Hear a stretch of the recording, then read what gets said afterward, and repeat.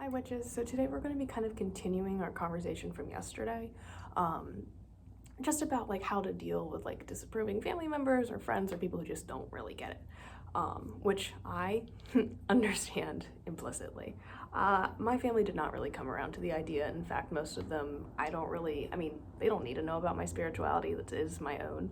I don't really talk to them about it. Usually they kind of are just like, oh, that looks like an altar. And I'm like, yeah, it is. Like, and that's just kind of how the conversation goes because it's really none of their business, right? But I did have family members who, when I first started, including my parents, who were kind of just like, hey, you shouldn't be doing this. This is weird. Two very different responses. My mom actually took the time to like research it and like read about it and like kind of like have conversations with me to like explain my take on things, which was like a very profound thing to do. Like, I think as a parent, like, to sit down with your child and like really talk about like what interests them and, you know, kind of understand where they're coming from is like very important. My father's side kind of was just like, no, Catholicism, question mark. So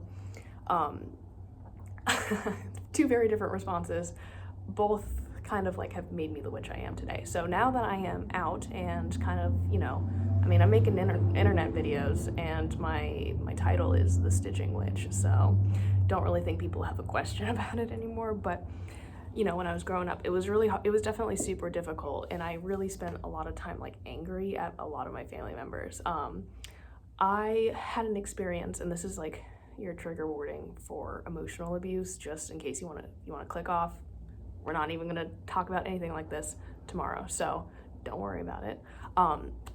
But basically, I had a family member who believed I was possessed by the devil, and like called a family meeting and basically was just like, hey, she's possessed by the devil, and tried to perform an exorcism on me when I was like 13. So that is glossing over it a lot. And then the following summer, the same family member basically took me to a church, kind of against, like, I didn't really want to go, but like, you know, I was like 14 and like a good kid, so I was like, yeah, whatever. They took me to a church and had some guy come and lay his hands on me in an attempt to have me speak in tongues, which I did not consent to, but it was a traumatic experience. So I've had, you know, really great experiences with like talking about witchcraft and stuff, and I've also had kind of negative ones. The negative ones have really affected me a lot, and I did like seek therapy to like deal with it. And it was a lot. Like, I'm not gonna sit here in front like everything's like fine. But I've kind of since gotten over it. I think that I prefer to draw on my experience with my mother, in that, you know, I really sat there and explained everything to her as best I could. Like, hey, if you want to do this, like, I was super open about it because she was willing to listen. And I think that is like a beautiful thing. So if someone is like asking you about it and like really wants us to learn, I really recommend that you just like, I know that it can be like a lot to like have to sit down and explain things out to people, but some people just really want to like actually learn more, right? So, you know, I sometimes see people who are like, you just wouldn't get it, like I don't want to have to explain this to you, but like if they're coming from a good place, just lay it out. They might be dubious, they might be like, all right, whatever, but sometimes like just sitting down and having a conversation with somebody, or like a tech whatever,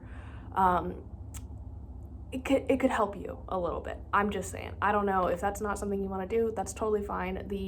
I tried that method with the people who this side of the family who was like ultra religious, and that just didn't work. They were like, oh, you're a witch.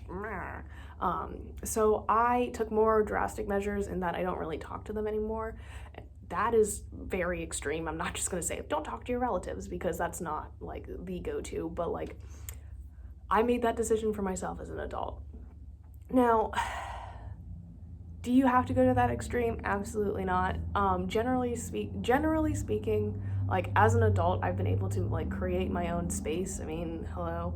And I found a partner who's like very supportive and very good. So the people who support you and love you are gonna be like your backbone with this. And I really recommend just like building your community for yourself. Like that is, you know, the best way I can, or the best advice I can give to you. And that community can include just like being here, you know what I mean? So, like, this is a very judgment-free zone. Like, I want this to be like a safe space for witches of any like creed, and as long as it's not harmful to other people. You know, like this place is supposed to be a safe space for witches and pagans and Wiccans and insert like a cult title here, right? So that's what this place is for. And I totally, I get, you know,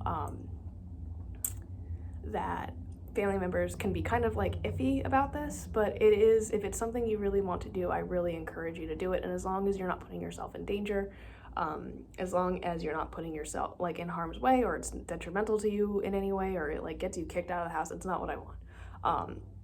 But you know, there might be people who seem skeptical, but are actually really interested in what you're talking about. So it's all about building community, and if you have any questions or, you know, need anything, I'm always here. You can always DM me.